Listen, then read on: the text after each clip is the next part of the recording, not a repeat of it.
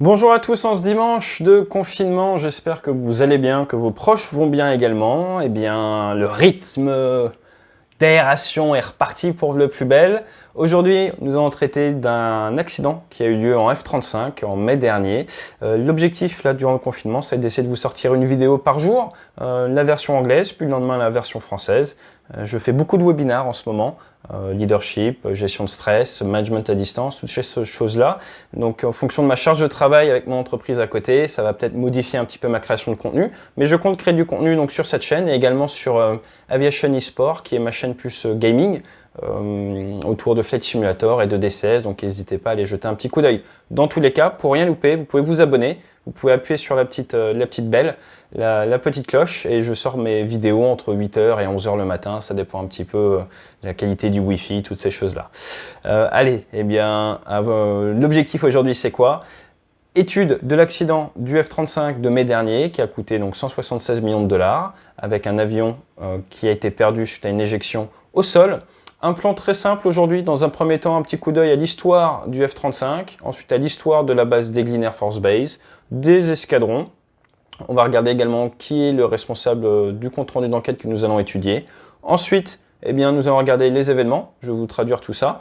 Derrière, eh bien, les causes retenues comme raison de cette perte d'aéronef. Et ensuite, derrière, je vais vous partager tout simplement mes two cents, comme on dit, ma vision de qu'est-ce qu'on peut retenir, quelles sont les leçons vraiment marquantes, quels sont les points qui ont retenu mon attention sur cet accident. Alors, si ça vous va, c'est parti, jingle. Le F-35 Lightning II. Pourquoi 2? Parce que le Lightning 1, c'est le P-38 qu'on a vu durant la Seconde Guerre mondiale et sur lequel, malheureusement, est décédé Antoine de Saint-Exupéry. C'est fabriqué par Lockheed Martin. Oui, c'est américain, mais pas que. Je vais en reparler. Premier vol en 2006. Donc ce n'est pas si vieux que ça. Hein, c'était il y a 14 ans. 3 versions principales dans l'armée américaine. La A, la B et la C. Jusque-là, c'est assez logique. La A besoin d'une piste complète pour décoller. La B, c'est pour les Marines, a besoin d'un porte-aéronef. Et la C, US Navy, fonctionne avec catapulte et un brin d'arrêt pour être arrêté. Donc 3 versions, A, US Air Force, B, US Marine Corps et C, la Navy. Plus de 570 exemplaires construits. À la base, ça vient d'un programme qui s'appelle le JSF, Joint Strike Fighter, et c'est un conglomérat d'une multitude de pays qui travaillent tous ensemble, vu le prix global du projet, ça se comprend. Vous avez les États-Unis, l'Angleterre, Netherlands, l'Australie, Canada, le Danemark, la Norvège, Israël, Singapour, bref, une multitude de pays qui ont tous travaillé ensemble pour fabriquer cet aéronef qui pèse à peu près 13 tonnes à vide, donc le poids d'un super-étendard à la masse maximum. Au maximum 32 tonnes, donc c'est plus lourd qu'un Rafale. Un Rafale, ça va être 24 tonnes à peu près maximum. Il peut emporter 8 tonnes de carburant en interne, ce qui est beaucoup. Un Rafale, c'est 4 tonnes 7. Il va avoir une antenne active, donc une antenne, un radar qui fonctionne très bien. 2 soutes à armement pour réduire sa signature radar, pour rester discret. On vient cacher l'armement à l'intérieur. Et donc, il va avoir 2 soutes qui peuvent emporter chacune 4 armes, que ce soit de l'air-air ou de l'air-sol. Il va pouvoir prendre 9G, 9 fois son poids pour le pilote, ce qui est classique. Monter à 50 000 pieds, ça fait 15 000 mètres. Il y a un canon de 25 mm. Généralement, aux États-Unis, ce sont des canons de 20 mm. En France, des canons de 30 mm. Et 180 obus. Qu'est-ce que je peux vous dire d'autre? Eh bien, le moteur, c'est du Pratt & Whitney. C'est le F-135, 19 tonnes de poussée. Le Rafale, on est sur du 7,5 tonnes de poussée maximum par moteur, 15 tonnes total. Monomoteur, ça c'est important, et le moteur est un dérivé du F-119, qui est le réacteur en fait du F-22 Raptor. Ce que je peux vous dire d'autre, c'est qu'il y a eu plusieurs aéronefs perdus. Le premier, c'était en septembre 2018. Le pilote des Marines a dû s'éjecter de son F-35B à cause d'un souci au niveau de l'alimentation carburant. Au Japon, en avril 2019, ils ont eu une perte d'un F-35A avec mort du pilote, probablement due à une désorientation spatiale. Pour information, dans l'armée de l'air, le premier Rafale perdu était à cause d'une désorientation spatiale. Derrière, plus récemment, eh bien l'accident que nous allons étudier à Eglin Air Force Base en mai 2020 et très récemment, le 29 septembre, collision au vol entre un F-35B des Marines et un KC-130 avion ravitailleur Là, le F-35 a été perdu, le pilote s'est éjecté. Et heureusement, l'équipage du KC-130 a réussi à se poser, train rentré, je vous en parlerai, et à sauver son aéronef et les vies de tout le monde à bord. Donc vous voyez, c'est un avion qui n'a pas tant eu d'accidents que ça, j'ai envie de dire, mais quand même. Et aujourd'hui, eh bien, nous allons nous focaliser sur ce compte-rendu d'enquête qui a été publié récemment. Différentes choses à dire. La première, c'est que c'est signé par un colonel, le colonel Brian T. Callahan. Son petit nom de guerre, c'est Squeezie. Alors, je vous arrête tout de suite pour les plus jeunes d'entre vous. Ce n'est pas Squeezie de YouTube. Squeezie, c'est le nom du YouTuber le plus connu en France. 15 millions de followers, 7 milliards de vues. C'est pas lui, pas du tout. Là, ce colonel-là, c'est le vice-commander, donc c'est le numéro 2 de la 49e wing de Holloman. Holloman où il y a 3 escadrons de drones Reaper, 3 escadrons de F-16. C'est un officier qui est rentré par la voie universitaire américaine. Il a été alumni, donc il a été formé à l'Arizona State University en 98. Derrière, il a été affecté sur F-16 de 2000 à 2005, donc pilote de chasse sur F-16, avant de passer sur les drones. Il a fait du MQ-1, qui est le Predator, puis du MQ-9, le Reaper, avant de prendre chef, enfin sous-chef, justement, de cette wing-là, qui contient, il y a quand même 10 000 personnes à l'intérieur de sa wing. Donc c'est un officier supérieur avec beaucoup d'expérience qui nous fait un compte-rendu qui est très propre, qui est très détaillé, que je ne vais pas vous traduire en entier, mais que nous allons étudier maintenant. Alors, ça se passe sur la base de Eglin, en Floride. J'ai eu la chance d'y passer, de visiter. Donc la base d'Eglin, créée en 1935, il y a 2 pistes de plus de 3 mm. Il y a différentes unités. Vous avez la 96e Test Wing qui fait tous les essais de navigation, de système de guidage, d'armement pour l'US Air Force. Vous avez la 33e Fighter Wing qui, elle, sert principalement d'entraînement sur F-35. Il y a 2000 personnes. Vous avez le 53e Fighter Squadron avec des drones transformés en fait des Phantom 2, donc des avions de chasse de l'époque du Vietnam, transformés en drones volants pour servir de cible et se faire tirer dessus. Donc ça c'est original, ce qu'on appelle les QF4, Phantom 2. Et vous avez l'escadron qui nous intéresse, c'est le 58e Fighter Squadron. Le Fighter Squadron numéro 58, leur petit nom c'est les Mighty Gorillas. Et ils ont une magnifique histoire que je vais vous résumer très rapidement. Ça a commencé avec l'invasion du Maroc en 1942 pendant la Seconde Guerre mondiale. Derrière, de 42 à 44, très présents en Méditerranée. Ensuite, ils sont partis en Chine et en Inde en 44-45. Leur nom, leur nickname de gorilla, ça vient d'où? Ça vient des techniques de guérilla, guérilla tactics, qu'ils utilisaient pendant leurs opérations en Méditerranée. Donc c'est pour ça, guérilla, gorilla. Et ils ont piloté des Warhawk P-40, des Thunderbolt P-47 et du Lightning 1, le P-38 également. Derrière, ils sont passés sur Jet, F-86 Sabre, F-94 Starfire, puis F-4 Phantom 2. Déploiement pour le Vietnam, 2 victoires aériennes au Vietnam, une au canon sur MiG-19, une en Fox One. Je vous renvoie vers mes vidéos sur les missiles RR si vous n'avez pas vu. Tapez AT missile, AIM-7 Sparrow contre un MiG-21. Donc 2 victoires aériennes au Vietnam. Et là, attention, 1979, passage sur le F-15 Eagle. Et là, ça ne rigole plus. Déploiement pour la première guerre du Golfe. Et ils ont raflé tous les records pour les F-15. 1689 sorties, le plus d'heures de vol également. Et 16 victoires aériennes juste pour l'escadron. 16 victoires aériennes, dont 5 MiG-29 abattus. Donc c'est première victoire aérienne du conflit, c'est eux qui l'ont eu également. Donc 16 victoires en tout.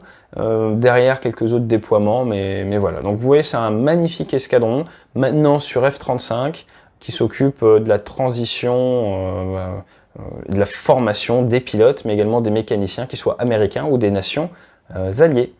Bon, bah, ce que je vous propose maintenant, c'est de regarder un petit peu la Sequence of Events, la chaîne des événements, et je vais vous traduire tout ça.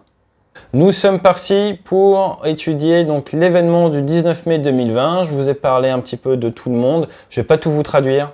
Ce qu'on va faire, c'est qu'on va regarder les abréviations importantes. MA, Missile Aircraft, c'est l'avion qui a eu un accident. Et vous avez MF, c'est Missile Flight, c'est la patrouille qui a eu de l'accident. Et MP, c'est pas Military Police, c'est MISAP Pilot, le pilote qui a eu un souci. Donc tout est bien rangé, on nous réexplique un peu tout. Ah oui, la petite histoire rigolote, la photo de couverture, vous voyez un F-15 et derrière au décollage un F-22. Il y a des F-22 basés à Eglin. Eh bien, 4 jours avant l'accident du F-35, il y a eu un crash de F-22. Je vous en parlerai peut-être à l'occasion. C'est parti pour la séquence des événements. Nous sommes le mardi 19 mai 2020. Il y a un changement au niveau de...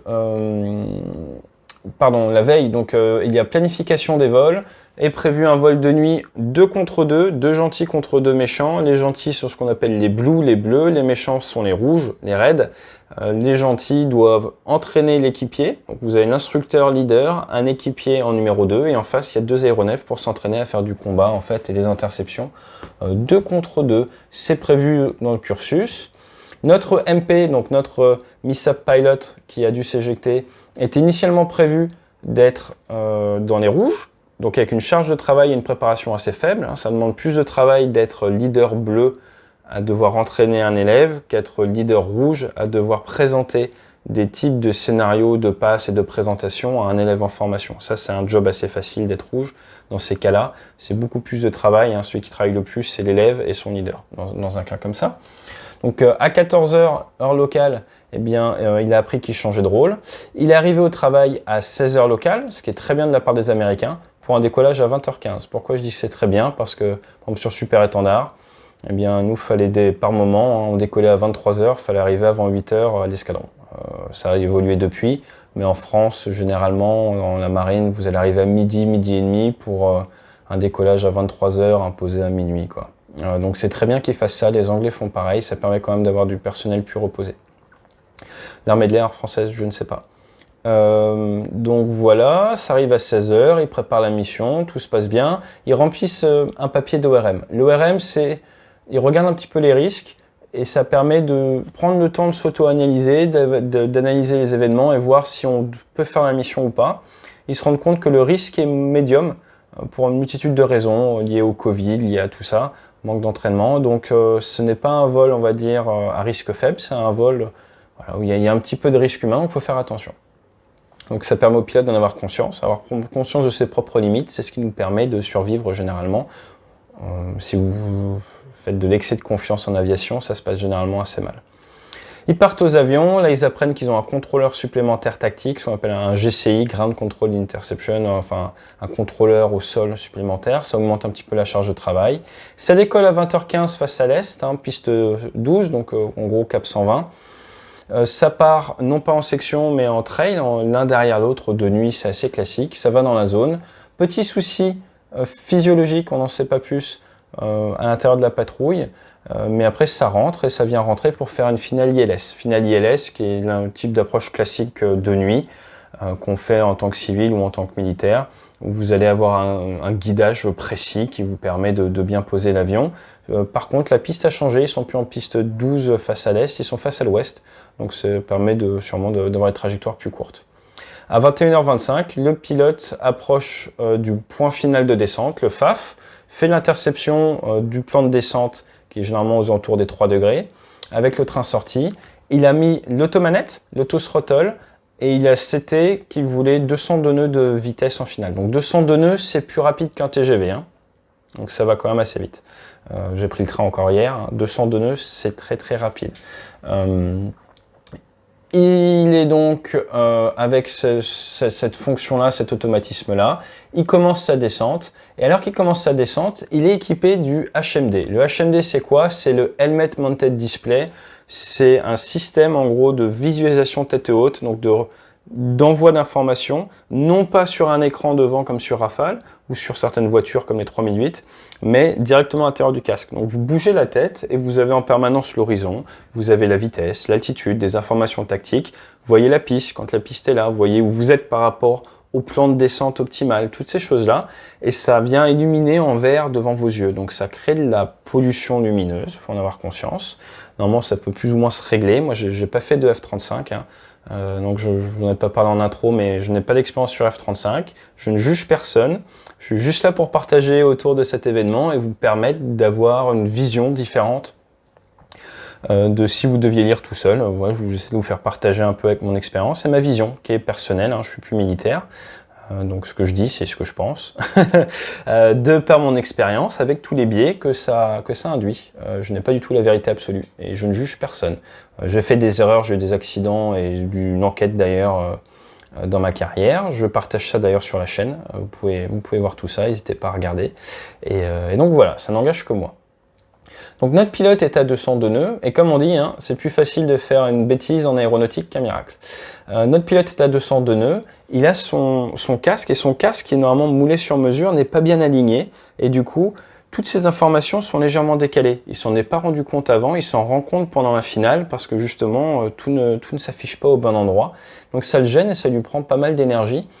Du coup, il ne pilote pas son approche comme il devrait et il se retrouve à devoir viser un petit peu dans une zone désagréable, dans un coin un peu noir. Et il y a pas mal de phénomènes en fait qui viennent un peu le gêner, qui augmentent sa charge de travail.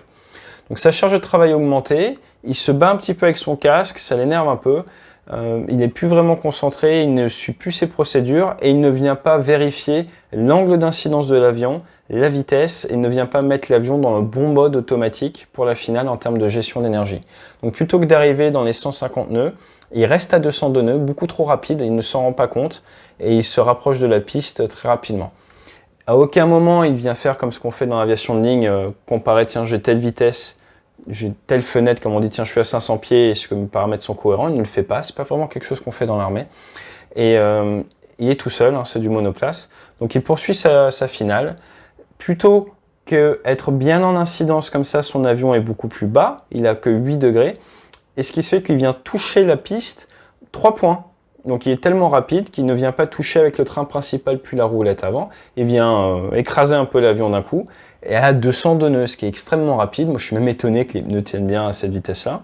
Hein, moi j'ai eu des avions où il y avait ce qu'on appelle des V-pneus, par exemple 176 nœuds sur SEM ou autre, où voilà, c'est des pneus costauds. Et donc il vient toucher, aplatir l'avion comme ça. Et là il se passe un petit souci, c'est que pendant 2 secondes à peu près, eh bien, vous avez la roulette de nez avant qui n'aime pas trop ce qui se passe, qui se met à plus ou moins rentrer en oscillation, et il vient se battre au niveau du manche, il essaye de plaquer sa roulette de nez. Dans la foulée, il se dit oula, ça va mal, et il va essayer de remettre, de repartir, de retirer sur le manche, mais à ce moment-là, il y a eu un bug au niveau des commandes de vol, qui n'ont pas du tout aimé les oscillations et les ordres initialement à plaquer, qui viennent bloquer l'avion au sol. La gouverne de profondeur, en fait, l'ordinateur a décidé qu'il fallait que ça plaque l'avion au sol, et il n'arrive pas à repartir, il n'arrive pas à contrôler l'avion, il sort de piste et il s'éjecte. Donc tout ça, ça va très très vite, de nuit, avec un casque mal aligné, et la charge de travail augmente d'un coup. Donc c'est ce qu'on nous explique un petit peu le rapport. Et comment est-ce qu'on en est arrivé là? Donc il s'éjecte, une grosse dizaine de minutes après il est récupéré par du staff, il va bien. Et là, bien derrière on va descendre un petit peu dans le rapport et on va regarder comment est-ce qu'on en est arrivé là. Donc au niveau de la météo, donc il n'y a pas de souci, voilà, tout est vraiment en détail. On va directement aller aux conclusions. Tac, tac, tac, tac, tac. Les causes. Alors, on va juste revenir un petit peu là. Statement of opinion, donc l'opinion du colonel, hein, c'est lui qui signe. Donc voilà, donc le 19 mai à 21h26, on a un souci avec un avion qui vaut 176 millions de dollars, qui est sorti de la piste, qui a pris feu et qui a été complètement détruit. 176 millions de dollars. Alors j'aime bien parce que c'est très précis. C'est 175 983 949 dollars. Voilà. Bon, il n'y a pas mort d'homme, hein, donc c'est ça qui est bien. Donc, pour lui, c'est dû, pour le colonel, c'est dû à l'avion qui se pose à 202 nœuds. C'est la raison numéro 1. En deuxième raison, c'est les contrôles de vol qui ne sont pas d'accord avec les contrôles de surface qui ne sont pas d'accord avec les consignes du pilote, qui du coup rentre en glitch, rentre en bug, et le pilote ne peut plus récupérer l'avion. Donc on a un avion à 176 000 dollars au sol qu'on ne peut plus contrôler. Donc ça c'est les grosses raisons, et après derrière eh bien, il y a d'autres facteurs, et les facteurs c'est le fait que le pilote se soit posé avec le speed hold engage, donc l'automanette engagée dans un certain mode, que son casque était mal aligné, qu'il a eu des soucis cognitifs à cause de la fatigue, qui elle est liée en partie à des soucis d'oxygène à bord, et également au fait que le pilote ne maîtrisait pas super bien la logique des commandes de vol. Donc on va rentrer un tout petit peu plus dans le détail. Les causes, numéro 1, on se pose à 202 nœuds, forcément 50 nœuds trop rapide, trop d'énergie. Ne serait-ce qu'imaginer en termes de distance de roulement, ce n'est pas bon, ce qui crée donc l'oscillation, ce qui est la raison principale. Derrière, nous avons le fait que les commandes de vol aient bugué, qu'on ait découvert après 13 ans ce souci-là. Donc le pilote ne comprend plus ce qui se passe et décide de sortir. Les facteurs supplémentaires, c'est mauvaise procédure de la part du pilote qui n'a pas fait son check au niveau de l'angle of attack, au niveau de l'incidence mètre, qui n'a pas fait la bonne procédure de gestion de ses automatismes. Alors ça prend de la bande passante de gérer ses automatismes. Ensuite, on a ce souci de casque qui vient au pire moment parce qu'il n'y a pas eu de check avant pour s'assurer que le casque va bien. Et ça, c'est comme ça dans les procédures. Derrière, on a un souci cognitif qui est un alignement de plaques de Reason, comme on dit, un alignement d'une multitude de facteurs. Donc vous avez le pilote qui au début devait avoir une charge de travail assez faible en étant chef de l'équipe rouge. Après ça a augmenté, on lui a rajouté un contrôleur. Il y a des soucis à la maison avec le Covid-19. Il y a la lumière verte qui vient de gêner, le casque est mal aligné, la fatigue très forte à cause des difficultés à respirer avec le système d'oxygène embarqué. Il est obligé de forcer pour respirer. Donc une multitude de choses qui fait que ses capacités cognitives n'étaient pas idéales, il fait nuit, et du coup ça a contribué. Et derrière, eh bien, mauvaise compréhension de la logique des commandes de vol. Donc après c'est toujours facile de dire qu'on comprend mal l'avion, quand on voit le nombre de pages de ces manuels-là, on ne peut pas tout connaître. Donc voilà, donc en résumé c'est ça, l'avion était trop rapide. Il y a eu un bug au niveau des commandes de vol, et comment on en est arrivé là à cause d'une multitude de petits facteurs qui, mis bout à bout, vous amènent à l'accident. De toute façon, c'est quasiment toujours comme ça. Maintenant, comme je vous ai dit, je vais vous parler un petit peu moi de ma vision, des choses qui m'ont choqué par rapport à ça. Il y en a plusieurs, pour être franc. Encore une fois, c'est mon avis personnel. Et ça commence par le nombre d'heures sur la machine du pilote. Le pilote a 137,8 heures sur F-35. Il a 53,4 heures d'instruction. Ça veut dire que vous pouvez être instructeur F-35 avec moins de 80 heures sur type. Juste 80 heures sur type. Pour ceux qui font de pilote privé, vous voyez, c'est 45 heures. C'est pas beaucoup 80 heures sur type parce qu'il faut maîtriser le système de l'aéronef en temps normal, en temps de panne, et derrière tous les systèmes de combat et les tactiques qui vont avec. Donc ça m'a vraiment étonné, c'est vraiment très peu. Surtout que là on est vraiment dans des phases de début. Donc si vous formez votre nouvelle génération avec des personnes qui ont très peu d'expérience sur l'aéronef, forcément la transmission de savoir, d'expérience n'est pas optimale. Moi je suis vraiment étonné par ce manque d'expérience sur type pour pouvoir être... ce peu d'expérience sur type pour pouvoir être instructeur. Si on regarde même dans les mois précédents, dans le mois précédent il a fait moins de 6 heures de vol. Dans les 60 jours précédents il a fait moins de 12 heures de vol. Dans les 3 mois précédents, 27,4 heures de vol. Ce qui veut dire qu'il est sur une courbe à 100-110 heures par an de vol. Là où dans l'OTAN, on dit qu'il faut 180 à 220 heures pour être opérationnel, et je ne parle même pas d'instructeur. Donc c'est vraiment très peu. Avec 100-110 heures, vous n'avez pas d'expérience sur la machine. Personnellement, moi je trouve que c'est pas possible d'être un bon instructeur avec ce volume d'entraînement, tout simplement. Vous avez déjà du mal à être bon à piloter l'avion, alors pour l'expliquer aux autres, bon courage. Donc ça vraiment, ça m'a étonné, surtout qu'il est instructeur depuis août 2019, donc ça fait quand même quasi 9 mois qu'il est instructeur à ce moment-là, et il a 137 heures sur type, c'est vraiment rien. Alors vous allez me dire, ils font des missions de base, tout ça, oui, mais il y a quand même un souci, quoi. Donc ça peut peut-être venir du pilot shortage. Tapez pilot shortage US Air Force sur internet, vous verrez, il en manque des milliers de pilotes de chasse. Ça vient peut-être de là, je ne sais pas, et c'est pas le sujet de la vidéo, mais voilà. Donc le premier point, c'est peu d'expérience sur type pour être instructeur. Deuxième point, c'est assez positif, c'est venir à 4 heures de l'après-midi pour un vol à 20 heures. Je trouve ça vachement intelligent de la part des Américains. J'aimerais bien que dans l'armée française, on s'en inspire un peu plus. Dans les années 90, mon père était dans la Royal Air Force et il faisait ça. Il venait à 16 heures pour des décollages à 18 heures dans le nord de l'Angleterre. Ça vous permet d'être vraiment à fond dans votre vol. C'est un métier qui ne pardonne pas. Donc si vous arrivez à 8 heures du matin pour faire des fonctions sol ou administratives, vous êtes moins bon dans l'avion derrière. Donc c'est dommage. Donc ça c'est un autre point, donc bravo à l'US Air Force là-dessus. Troisième point, c'est l'OBOGS, donc tout ce qui est génération d'oxygène à bord. Tapez OBOGS, OBOGS et F-22, F-18, T-45, T-6. Tous les avions qui ont OBOGS ont des soucis. Il y a un vrai problème par rapport à ça, il serait peut-être temps que l'industrie s'y mette. Moi je fais partie de commission là-dessus, je peux pas dire que j'ai été bluffé. Il y a un vrai problème, là vous voyez des pilotes qui se plaignent clairement d'avoir des difficultés à respirer dans un avion. Respirer c'est votre cerveau c'est vos prises de décision. Donc à quoi ça sert d'avoir des avions ultra performants, super bien pensés, avec tous les boutons qui vont bien, si on met un pilote qui a du mal à avoir de l'oxygène qui arrive dans le cerveau. Donc ça, j'espère que ce compte-rendu d'enquête va faire avancer le schmilblick, comme on dit, par rapport à l'OBOGS, parce qu'il y a peut-être un anguille sous roche dans la flotte F-35, je parle que de ce dont on parle dans la vidéo, mais il y a peut-être des choses à creuser de ce côté-là. Ensuite, à un moment dans le rapport, il dit que faire un ILS dans un avion de 5e génération, qui est le F-35, est plus compliqué que sur un avion de 4e génération. Et là, ça interroge sur les automatismes quand même.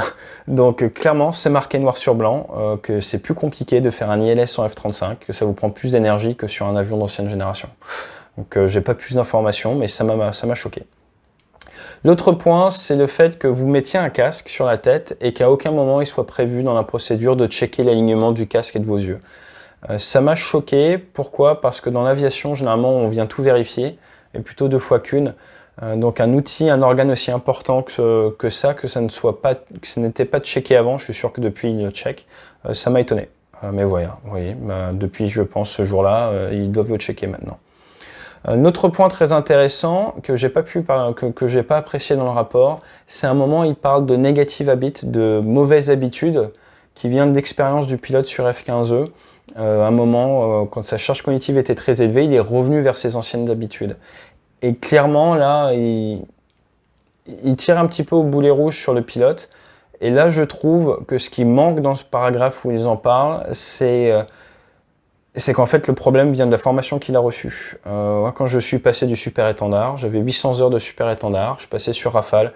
Il m'a fallu beaucoup de temps pour perdre mes habitudes de pilote de super étendard. Et quand vous avez 27 heures dans les 90 derniers jours, 5,9 heures dans les 30 derniers jours, c'est pas comme ça que vous arrivez vraiment à vous défaire de vos anciennes habitudes. La nature humaine est comme ça.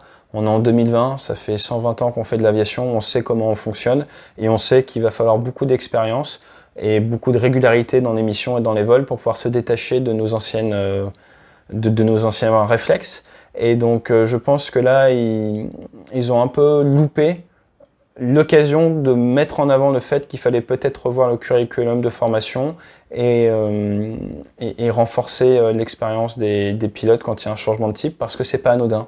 Passer d'un super étendard à un Rafale, c'est pas anodin. Passer d'un F-15E à un F-35, ce n'est pas anodin non plus du tout. Donc ça, je pense que c'est le petit point qui me manque sur l'excellent compte-rendu qui nous est fourni. C'est le seul point en fait que je trouve qui manque. Un autre point intéressant, on est à 202 nœuds de nuit et le pilote ne s'en rend pas compte alors qu'il a plus de 1500 heures de chasseur. Pourquoi? Tout simplement parce que sur ces avions ultra-modernes, vous n'avez pas le retour. On ne peut plus vraiment piloter aux fesses. Le bruit en cabine ne change pas, la position du manche ne change pas vraiment. Sur un super étendard, par exemple, à 200 nœuds, le manche est là. À 150 nœuds ou 130 nœuds en finale, le manche est là. Inconsciemment, vous savez votre vitesse grâce à la position du manche. C'est lié au trim.